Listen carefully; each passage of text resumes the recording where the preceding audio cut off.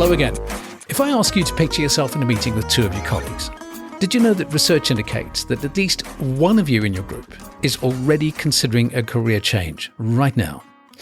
And if that person is you, and you're the one thinking about going solo, perhaps starting your own practice, then you'll want to keep listening, because we've got a series of special monthly shows coming up between now and the end of Q1 2022 that could very likely be your essential companion on that career redefining journey. From the UK office of AICPA and CIMA in the heart of London's financial district, I'm Kyle Hannon, and welcome to episode 167 of the Go Beyond Disruption podcast, which we're calling Disrupting You. And this is one of many podcasts brought to you by the Association of International Certified Professional Accountants, the unified voice of AICPA and CIMA. It's the end of July. Engage 2021 is on in Las Vegas. It's summer in half of the world, winter in the other. But the situation we all face in common is one that we'd never have seen coming 2 years ago. And that's meant that we may be planning to do things with our careers, our jobs, our lives that we may never have considered doing, except now we are. Yes, we're talking about the pandemic, and we're talking about what the impact on our professional careers could be. And that's why we're talking to my guest, who will be joining us for many shows over the next few months as we launch a new mini-series as part of the podcast. It's called Disrupting Yourself, Going Solo. How do you start your own practice or business from scratch? And it all started with a conversation that David and I had not too long ago, where we were talking about plans for the summer. Because, of course, David, if you've not heard of him before, is someone who has become very familiar with many in the accounting and finance profession. And we'll find out about David and why he'll be telling us about going solo and starting your own business from scratch. Why is he the right person to be talking about this? And how will it apply to you if you're not in his part of the world or even in his profession?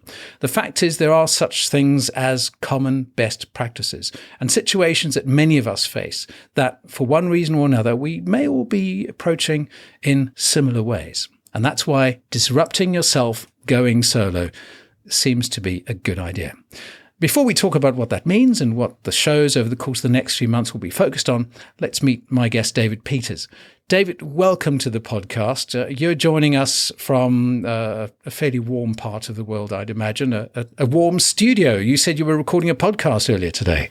Yeah. Thank you, Kyle, for having me on. I am joining you today from my recording studio in lovely, beautiful, scenic Durham, North Carolina. And yes, it is a very warm part of the United States this time of the year. So it's been around 90 degrees Fahrenheit over the last few weeks. So it's definitely a warm part of the country for sure. Tell us a little bit about the podcast that you make, and maybe fill us in on your backgrounds, because you are a person who is very much in the accounting, finance, and tax world, aren't you? Yeah, definitely. So my podcast is called Accountable. Accountable, we bill it as the podcast for CFOs by a CFO. So we talk about all things related to financial leaders that are in a broad range of industries, talking about just things that we all face. So things like issues with recruiting, issues with dealing with getting good data. Issues with trying to build good benefits plans and good retirement plans and those types of things. And so it's been a lot of fun. It was something that has developed over time. One of the things that I do, I'm the business and industry CPE consultant for the South Carolina Association of CPAs. And we wanted to just put out some content that was more focused towards our friends that are vice presidents of finance, CFOs, controllers. And so this was kind of one way that we did it. And we've been having a lot of fun with it for sure. You'll be a familiar face to many in the AICPA and CIMA professional development world, because you are involved with much of the learning content that we provide, aren't you? Yeah. In addition to being a tax practitioner, a financial advisor, I am a national instructor for the AICPA, and I write a couple of courses for the AICPA. I write the Hot Topics tax course. I also write the Tax Planning for Small Businesses course, and I teach, and I have the pleasure of teaching and speaking all over the country. I've also done some volunteering for the AICPA as well. I was on the Young Members Leadership Council for a few years, and then I also did some work with the Retirement Planning Committee as well. So I like the being involved in the accounting community, and definitely want to do what I can to make a difference in our profession. That brings us to the reason we're having this conversation today, because a little while ago, during one of these webinar sessions that you and I were both involved in, we were talking about some of the changes that we were seeing in the workplace, in the profession. And that got me thinking about many of our own situations where those of us who are used to working in offices, have been working remotely, we've got colleagues around us, we've got friends who are looking at their careers a little differently. And that, I think, started a conversation that puts us now into a situation where we feel we've got something really interesting to talk about, because the pandemic has apparently been driving a wave of job resignations from people who work in offices. And as we're coming up to summer here in the Northern Hemisphere, winter in other parts of the world, people are taking a break. Now, for those people who are not used to this idea of a long summer break, what does that mean to people in the US, for example? Do you take a couple of days off, or do people take weeks or even months? Well, in the US, I mean, people will certainly go on vacation, especially because, during the summertime, kids are out of school. And so it kind of presents sort of an ideal time for folks to get away a little bit. Their kids are home. And I think especially, to your point, that, kind of coming off of the pandemic, I do think that there's kind of this new sense of freedom that kind of came about this summer, where people are like, hey, I want to get out of my house. I want to go out and I want to see this great world of ours because I haven't had a chance to see it in a number of months. I haven't had a chance to sort of get out of my house and see things, and so there's definitely been an uptick in travel this summer as compared to other summers. And so people might be taking maybe a little bit more time than they typically would, Kyle. I think that's probably fair to say. And in taking that time, obviously they're taking time to think, not simply what to do if they have continued working and they're taking time off. They'll be thinking about their holidays. But for many people, they may be thinking about what lies beyond the holiday, if they're having one. And that means their career. And I thought I'd look at the recent Microsoft Work Trend Index. For those people who may not have encountered this before, we will put a link in the show notes. But it found that 40% of the global workforce are considering leaving their current jobs this year. And that's something which seems to be directly related to the pandemic. They say the flexibility and the agility of remote working is something that people have experienced for the first time. They appreciate it, and it's here to stay. And that got me thinking about this phrase that I've seen mentioned here. I've seen mention of it on the FT, the Financial Times. Forbes here in the UK has written about it. The BBC has written about it. The Guardian, The Independent. They've started using this phrase, the Great Resignation. And that made me think that a lot of people seem to be in a situation or position where they may be thinking about disrupting themselves, because this podcast is all about disruption. But what about disrupting yourself? Maybe now is the time that people are thinking about going solo, starting their own business or practice from scratch. What are we reading on this side of the Atlantic about the Great Resignation? Is this a thing? Yeah, and I'm not sure where the phrase sort of originated, but the Great Resignation basically has referred to the idea that coming out of the pandemic, people are looking to change jobs, and it's created a little bit of just energy, a lot of movement, a lot of turnover in the marketplace. People during the pandemic, there was a few things going on there. I think one of them, I think you pointed to very well, is people got used to working from home. They got used to the work schedule of being able to work from home. For some people, that was a good thing. For other people, that was maybe not a good thing. I've heard some of my friends and some of my colleagues, not just in the United States, but throughout different parts of the world, saying that that they were anxious to actually return to the office. They missed the kind of that interaction that they would receive kind of day to day with their colleagues and with clients, and sort of being face to face with people. Other people were very happy to have the flexibility to be able to work from home. And sort of in that context, now that some of the restrictions and things like that are starting to be lifted, people are, companies are having to take a stand, right or wrong, about how willing are they to have folks to continue to work remotely. And, and there's, certainly a spectrum of opinions, I think, on, kind of what companies feel like the right thing is to do. Some companies are saying, well, yeah, pandemic's over.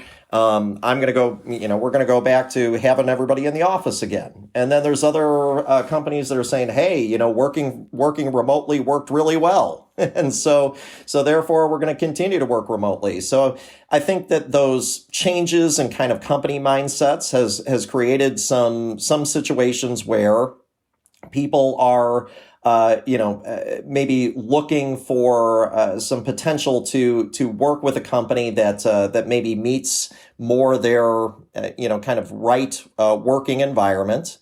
And also too, I mean, there was an element of fear during the pandemic because people were scared to move. People were scared to move jobs, even if they weren't really all that happy with what they were doing. They were going to stay because they were worried about, the economy, as we all were. And now there's a little bit of, now that we've seen, vaccination rates pick up, and we've started to see, as the old saying goes, as my grandmother would say, a light at the end of the tunnel.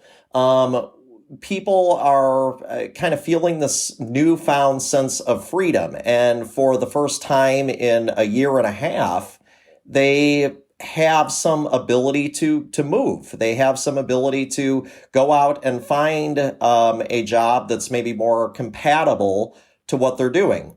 Or in some cases, they say, I think some folks are feeling like, hey, I would like to try going into business for myself. I would like to put myself out there and try going into business for myself.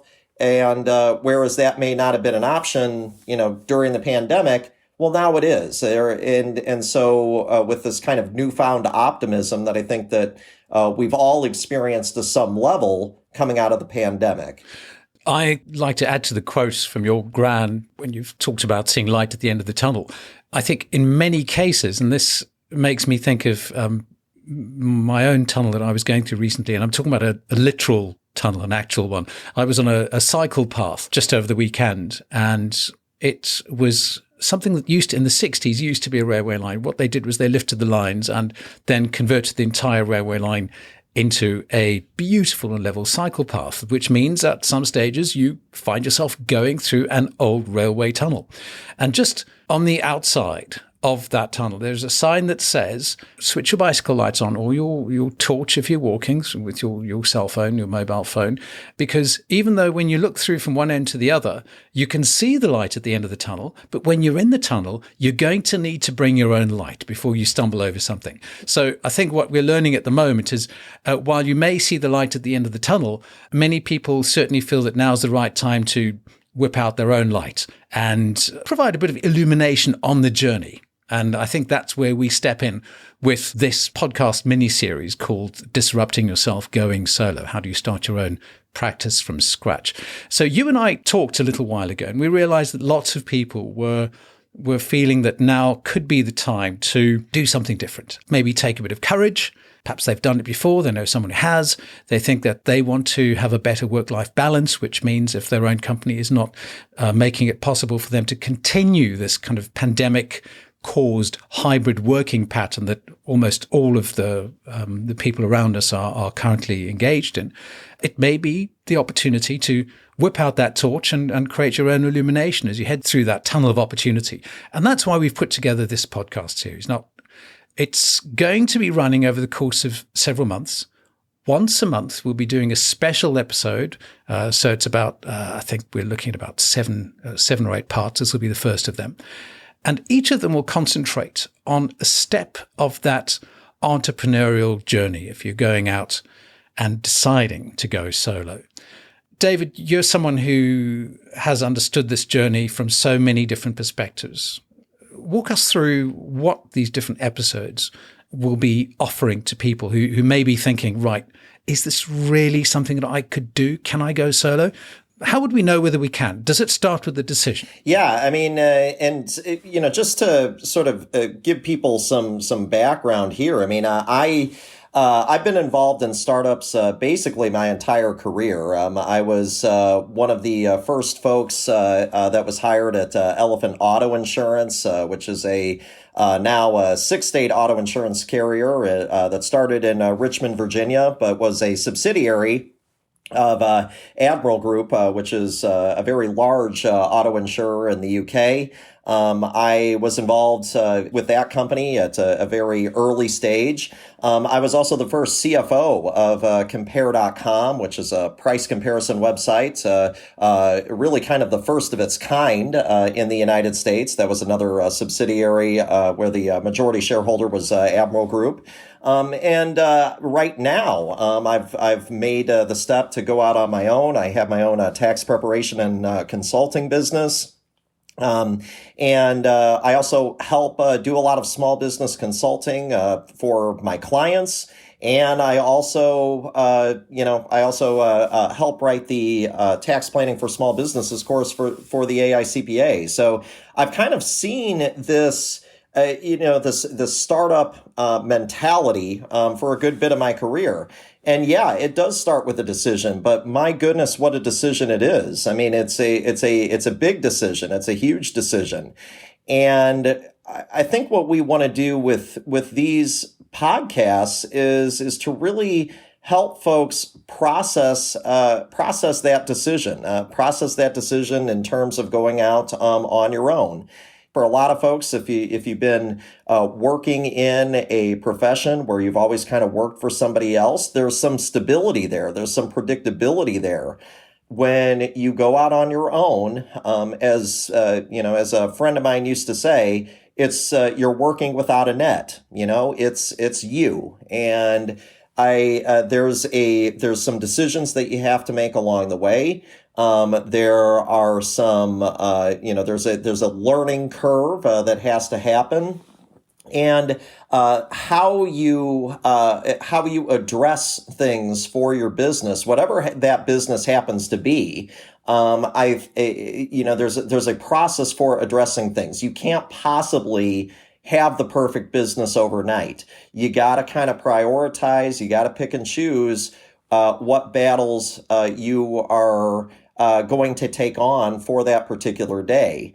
One of my mentors used to tell me all the time that there's always problems. There's always problems when you're in business for yourself. The question is, though, are they good problems or are they bad problems? And so I think just kind of how to deal with that and how to just kind of develop something that is going to work over the long run and that you're going to be happy with and that you're going to be proud of. That's a process. And yeah, it starts with one decision, but my goodness, what a big decision it is. It is. And let's talk about disrupting yourself, going solo.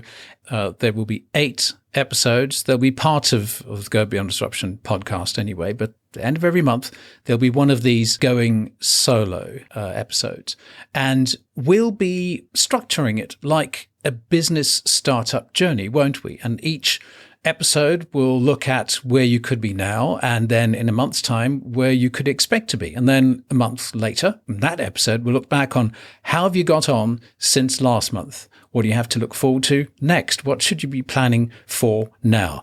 And give people a sense of a structure, of a journey, of a momentum, and help them in some way on that journey, should they be already on it, or perhaps maybe in 8 episodes' time, in 8 months' time, they feel ready to start on the journey, in which case they can look back on all the episodes and use them as a resource to perhaps set themselves up in private practice or go solo in some way. So, David, let's look at what that first end of August, part 1 for going solo will be. Yeah, so what we're going to be talking about in the first episode is just what goes into that decision to actually go out on your own, to actually start your own business. What goes into the thinking there?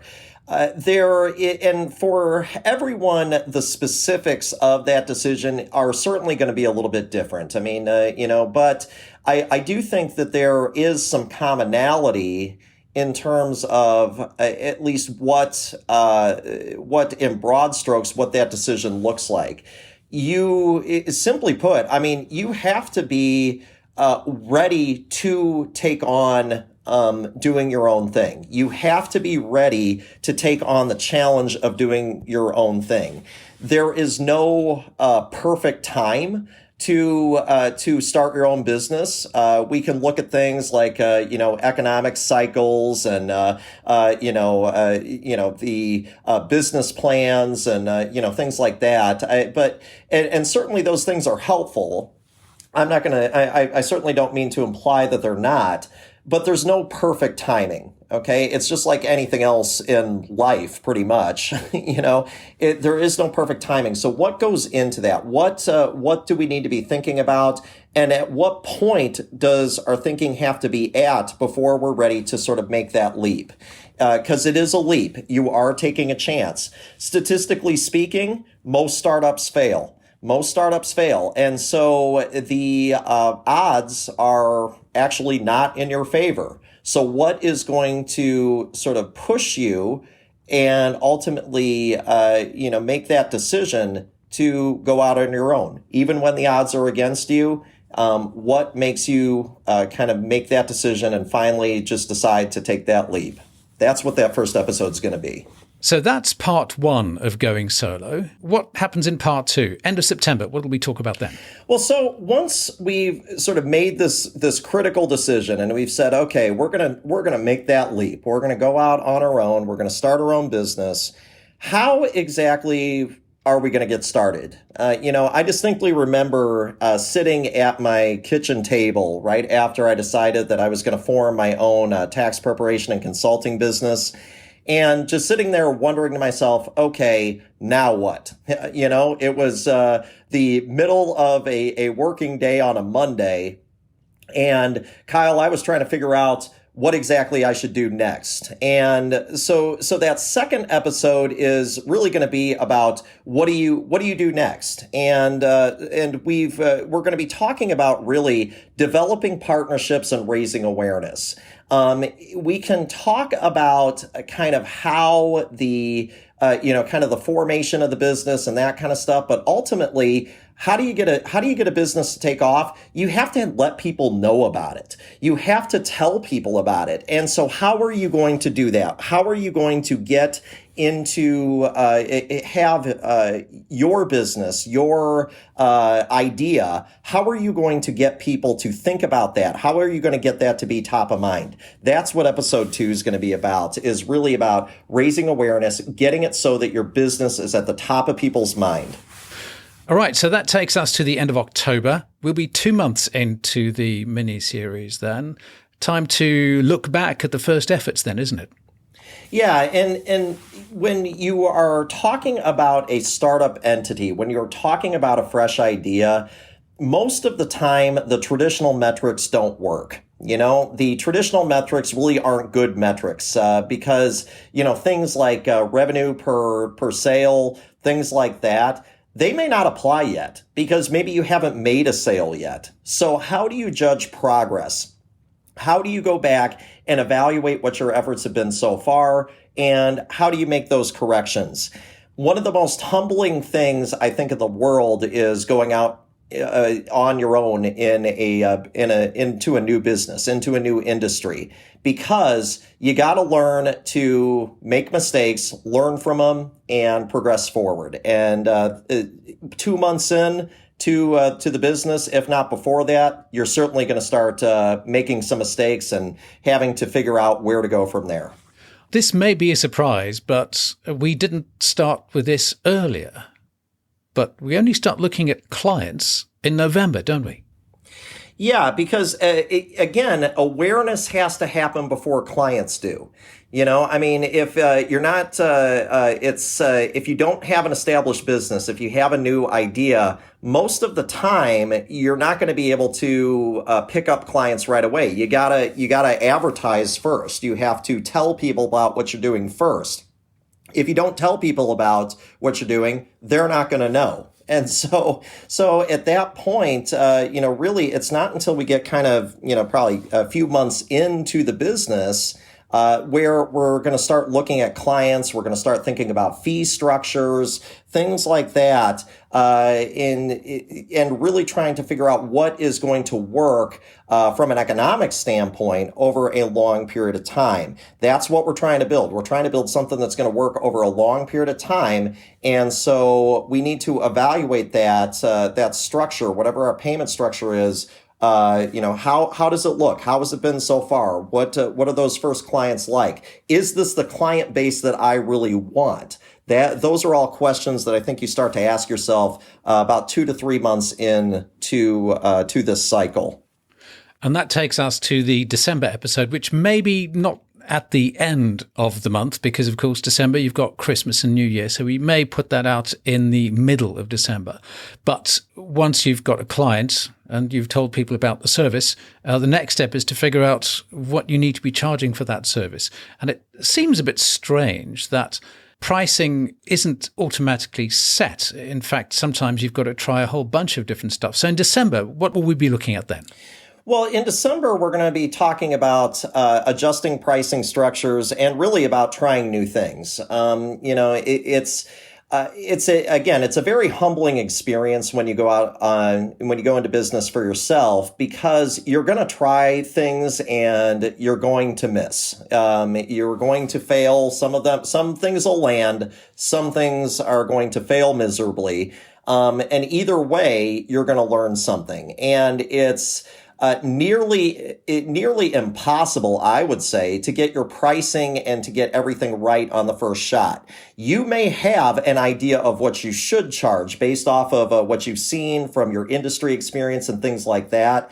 But again, you don't have the name associated with your business. So you may have to structure things differently. You may have to offer some things that are different from what you've seen before. And that can be an adjustment. And so that's what we're going to be talking about once we get into December. And before we start talking about what will happen in the new year, I just want to remind our listeners that this is a teaser episode of the Go Beyond Disruption podcast's special mini-series, which will be starting at the end of next month, which will be called Disrupting Yourself, Going Solo. How do you start your own business or practice from scratch? One part coming out towards the end of every month, and the first one beginning toward the end of August. So if you want to find out more about these podcasts, of course, go to gobeyonddisruption.com. Now, David, before we talk about January, which of course will be the stage of this mini-series where people will be 5 months into their startup journey, you mentioned that the phrase "the Great Resignation" was coined by someone, and you're absolutely right. I've discovered that was first coined by an associate professor at Texas A&M University, Anthony C. Klotz. And he wrote, "The world of work has been changed forever by the pandemic. The commute to and from work has been replaced with more family time and hobbies. For many people, mindfulness, focusing on ourselves and how well we're doing, mentally, psychologically, and career-wise, family, all of those things to balance. It's brought about a better and healthier work-life balance. And that, of course, inspires this particular mini-series on disrupting yourself, going solo, how to start your own practice from scratch. Right, start of new year. This will be January. We're 5 months into that mini-series. And one of the biggest disruptions, one of the biggest new things you can do when going solo is suddenly deciding that you may need help. So what will we be doing 5 months in January next year? So once we're 5 months in, hopefully if we're doing things right, we got a little bit of momentum and we're starting to see the client base build. And as the client base is building, we're starting to see more work. And so at that point, then we need to start thinking about two things. We may need more money.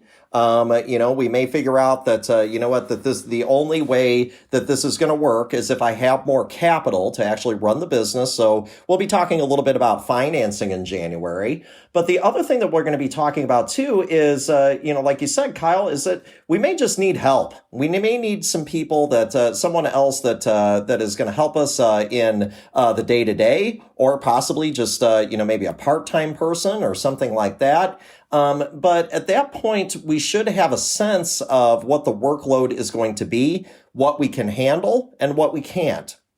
And I think that at that point, that's a critical decision point as well, because especially if you have built something from scratch, it always feels like it's your baby. It is your thing that you have nurtured, that you have helped grow and become what it is, and you take pride in it. And now you need to, because you sort of realize that you can't do everything yourself. So we got to give part of that to somebody else. And that is a difficult thing to do sometimes. And so that's where our conversation is going to go in January, is the difficulty of handing things off and trusting your baby to somebody else. And we'll also be looking at the disruptions we may have expected in the pre-pandemic times, but we'll also be looking at what the new disruptions in those particular contexts would be. And then how do we deal with those disruptions? So those, of course, will be a core part of every single one of those episodes. The next part takes us to 6 months in. In February, you've said it's okay to make mistakes. Yeah, you have to be okay with making mistakes if you are starting something new. And for a lot of us, myself, I would include in this. Before I went into business on my own, I was a very perfectionistic person. I think some of my colleagues in the past who have worked with me, I think would probably say the same thing. And you have to be okay, though, with making mistakes, and that can be very humbling. How you deal with those failures is important. It's important for the long-term growth of your business. If your business is going to progress, if it's going to adapt to changing economic environments, if it's going to adapt to a changing client base, if it's going to adapt to technology, you gotta be okay with failing. It's how you deal with that failure and how you adapt to those things that I think really allows businesses to progress and grow into the future over the long haul. And we're going to be talking about how you deal with failure, how you deal with making mistakes. It's impossible, no matter how much research, no matter how many statistics you look at, no matter how many benchmarks you have, to know everything about a particular industry. And there is always some element of things that you don't know. And we're going to be talking about how you deal with that and how do you sort of move into those unknown elements. If you fail, how do you pick yourself back up and progress forward? Talking of progress, that takes us to March. That will be the 8th of these episodes on going solo, disrupting yourself. And that we've chosen to wrap up in March because in many parts of the world, certainly here in the UK, that's the end of the financial year. You'll be 7 months into your startup journey, at least according to the structure we're following. March 2022 by that time. Where do you expect people to be there, David? I would expect that at that point, you are starting to think about how exactly you deal with this new opportunity that you have. And so we're going to be talking about taking care of yourself and dealing with the growth of your new company. If we're doing it right, the company is growing, we're picking up clients, it's getting busier. And a lot of people, they say, well, if I go out on my own, I have a great flexible work schedule. You do. You can make your own hours, that's for sure. But for a lot of people, you're also putting in more hours because this is it's an all-consuming decision to go out into business on your own. It's competitive. You're dealing with other companies that are bigger, oftentimes have more resources. And so at that point, we need to think about how are you taking care of yourself and how are you dealing with this growth that you are experiencing. And that can be in a few ways too, Kyle. I mean, it's at some point we got to get ourselves paid, So, I mean, if we've been sinking, every penny into the business, we got to figure out how to get ourselves paid, but also, kind of that work-life balance thing too. I mean, we would like to at least have a little bit of time where we're not working. So how do we figure that out? How do we draw those lines? Absolutely. And we'll then wrap up with a recap and some next steps, of course, because as we said at the beginning of this conversation, we've been reading a lot about what people are calling the Great Resignation. I did mention the Microsoft research that showed that more than 40% of the global workforce is apparently ready to resign at some point this year, which is 2021.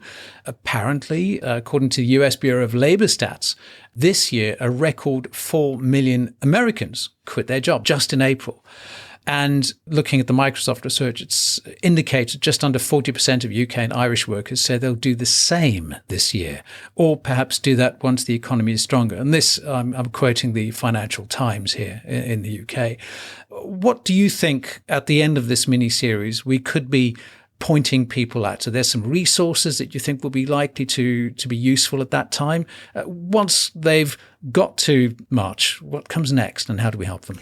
Well, I think that probably what a lot of people are going to find is that in their minds, this raises more questions. I think we're probably going to answer some questions along this journey.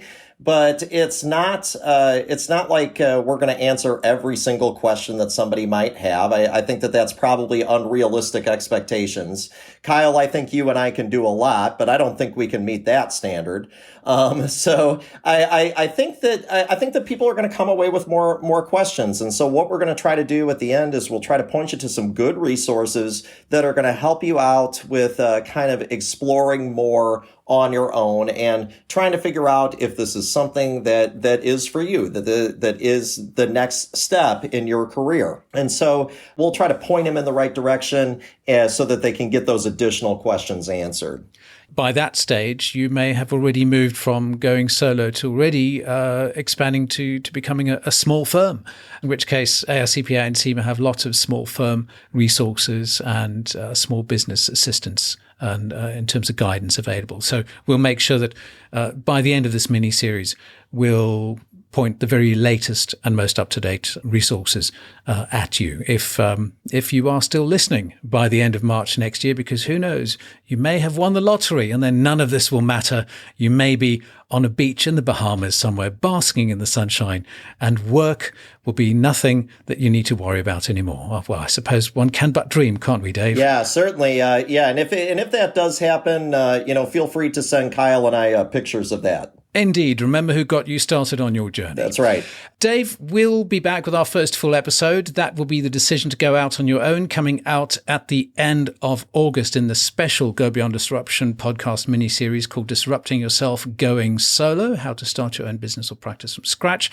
If people want to get in touch with you in the meantime, they don't want to wait that long. David, where would they find you? What's the best way for people to get in touch with you? Well, people can find me on LinkedIn, David Peters, CPA, Richmond, Virginia. If you put that into the search bar, I'm sure that I will come up. You are also welcome to email me directly, david@davidpetersfinancial.com. I talk to practitioners all the time, all over the United States, and practitioners that are outside of the United States as well. I would be happy to talk to you if this is something that you're thinking about doing. It's a big decision, and so I do feel that that's something that I can do for folks. That's something that I can offer, something that we can offer, Kyle. The ability to be a resource and to just, in some cases, just be a person who is encouraging, because it's a tough road, but it's a very rewarding road to go out into business for yourself. And so sometimes we just need somebody to tell us that we're doing a good thing. And so I'm happy to be that for our listeners as well. And it'll be our pleasure to share these conversations with those listeners wherever they are in the world. Remember that these may be conversations that focus very much on the context of the US, but certainly many of the practices, the ideas, the principles and the thoughts will be common to almost all of our listeners, wherever they may be, not just geographically, but at whatever stage in their career they may find this useful. Thank you very much to my guest, David Peters. We'll have links to everything we've discussed. We'll put those in the show notes to this episode. If you would like to share it, of course, feel free. And you'll find us on all of the major podcast platforms and directories. You can start off by going to gobeyonddisruption.com. That's gobeyonddisruption.com.